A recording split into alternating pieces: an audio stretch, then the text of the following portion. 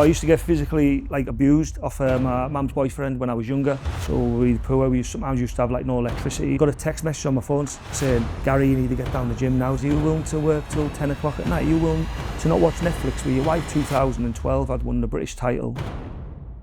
My name's Garry Bell. I come from a little place called Tarry. It's just a little council estate, and that's where I was brought up. And I came from really tough background, hard beginnings. I've always loved martial arts from a kid, and I think that's the main thing that has turned my life around. I used to get physically abused off my mum's boyfriend when I was younger, and he used to beat me up more or less every day from the age of 11 till 15.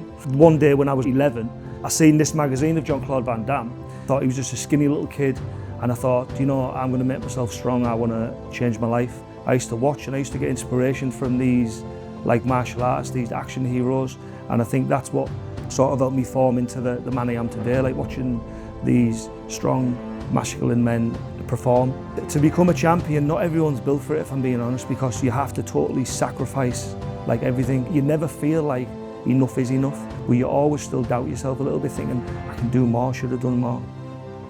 How you might be day to day is different to how you're going to be in the fight camp, because you might be a little bit more moody or a little bit more short-tempered, but you have to think you're sacrificing a lot of luxuries as well to do that. You're not even just from food, you're sacrificing time with your family, time with your kids. These are the sacrifices most people aren't willing to do, and that's initially why them people won't be champions.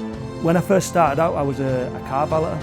There wasn't enough work really, so I'd said to the owner of the business, I was like, look, can I valet the cars? But I didn't have a driving licence. So I'd said to him, oh look, I'll push the cars. So anyway, I was pushing these 4 cars, from the parked in the car parking space into the valet bin, round to where the showroom is. And I was doing that, and I was doing it for a good few months. So I was around my nana's, and my uncle came round one day, and I was saying, oh, I'm out of work. And he gave me £20. So with that £20, I walked from there, it was in Roseworth at the time, I walked from there to the back end of Portrack where it was, and it was for PVC solvent cleaner. And my idea was to set up a PVC restoration service. I'd grabbed these PVC solvent cleaners, I went back to my nana's, I grabbed the ladders from in a shed, the bucket and the sponge and all these cloths from under the sink, and I just walked off to these estates. I was for days knocking at doors, canvassing on these doors. I didn't even know what I was doing, and I was showing people demonstrations of rubbing this PVC cleaner on to bring a shine up. Anyway, I did get a bit of work from it, and yeah, that was that's why I know it doesn't cost anything to open a business. All the money means nothing. You give someone 10, 20, 30 grand now, that money means nothing. Without actually putting the work in, you've got nothing. 99% of people are not going to do now anyway, they'll never act on it. It's a very small percent of people who actually are really willing to push further. When I got my first gym, I got I think it was a £500 grant off the Prince's Trust.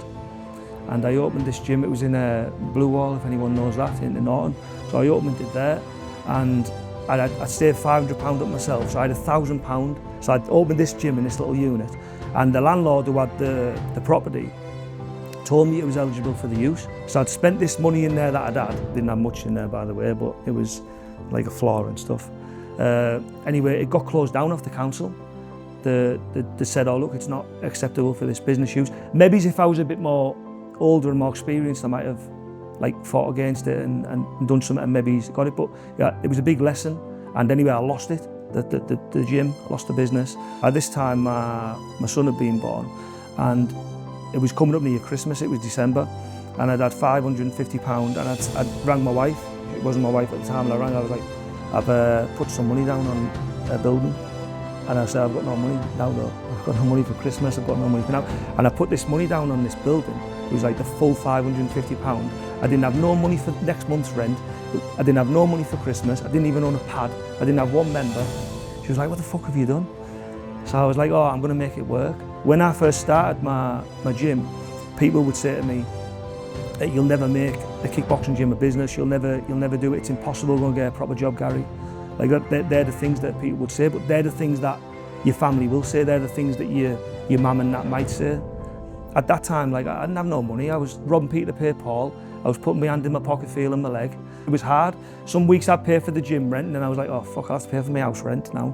So the landlord was getting it, or my other landlord was getting it, do you know what I mean? It was hard, many years like that as well.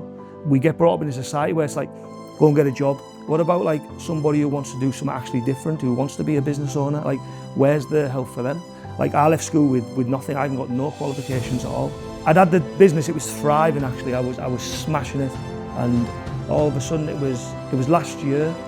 I think it was September last year.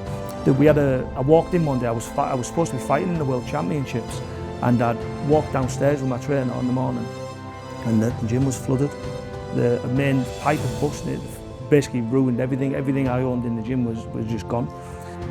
We got everything out, saved what we could. 9 days after that, we had all the computers and stuff there, what we took, which weren't ruined. 9 days after, we had a second flood, ruined all them. So literally, I lost all that. We lost all the members, well, nearly all our members. Some carried on staying with us. Anyway, so we lost the business, and eventually I had to find a new premises. So luckily, there was a place not so far away, and it was crazy this, because when it first flooded, I looked for it, and the landlord didn't want to give me it because it can have a bit of a stigma to it, like kickboxing, fighting. Like, we got this new gym, but I was out of business for like over 6 months, and I had like five or six people that worked for me. So within that time, I had to pay all them. Do you know, even when you're down at rock bottom, sometimes you need to be able to like pivot and just come up with new ideas. Because what I didn't want to do actually is, when I opened the new gym, I didn't just want it to be the same. It had to be better, because it couldn't just be the same. If it's not better, there's no point doing it. It's so easy to just stop, yeah. Or it's so easy to go into something else, or it's so easy to even kid yourself and take a little bit of an easier road.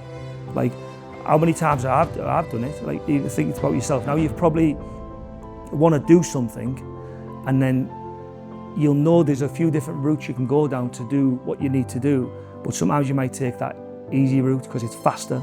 Yeah, because people always want everything now. And are you willing to put them work weekends? Are you willing to work till 10 o'clock at night? Are you willing to not watch Netflix with your wife? There's times in life when you just need to just push forward for that dream.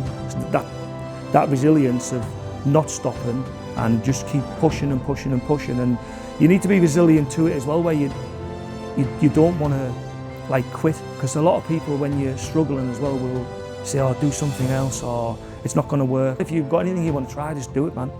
Yeah, don't be scared of what other people are. All scared about what your friends think or what other people think. Like, don't be. Yeah, years ago I used to only chase, not chase money, but I would say I wanted money. So I used to think of money more than anything. So I was like, oh, I need fucking money. I need money.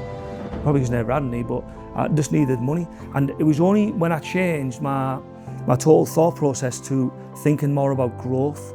Not even just growth in the business, like growth in myself. So like, how can I grow? How can I be more, like, how can I be more of an investment to you? I mean, how can I be more of an investment to my members? And by doing that and investing in yourself, you shine more, so more comes back. So, and that's what I found. The more I invested in me, and the more I invested in my business with growth, and just looking at numbers in the sense of like trying to gauge more members and trying to gauge like more, I don't know, just like that momentum. That's when I've noticed more money coming. Like, money comes from that. I always set goals constantly. Yeah, I don't just think about stuff. Normally, if I say I'm going to do something, I just do it, and I'll think about how I'm going to do it after that. I won't just keep procrastinating over it and keep thinking about it. I'll just actually do it. Like, the people that work for me, like, when they first start, they think I'm fucking crazy. Because I'll do something, I'll say, right, we're going to do this, and all of a sudden, and then I'll just do it. I'll make the changes straight away. And even a few weeks after, a month after, we'll be changing that same thing again. But I always say to them, if I didn't start doing it now, it wouldn't have started.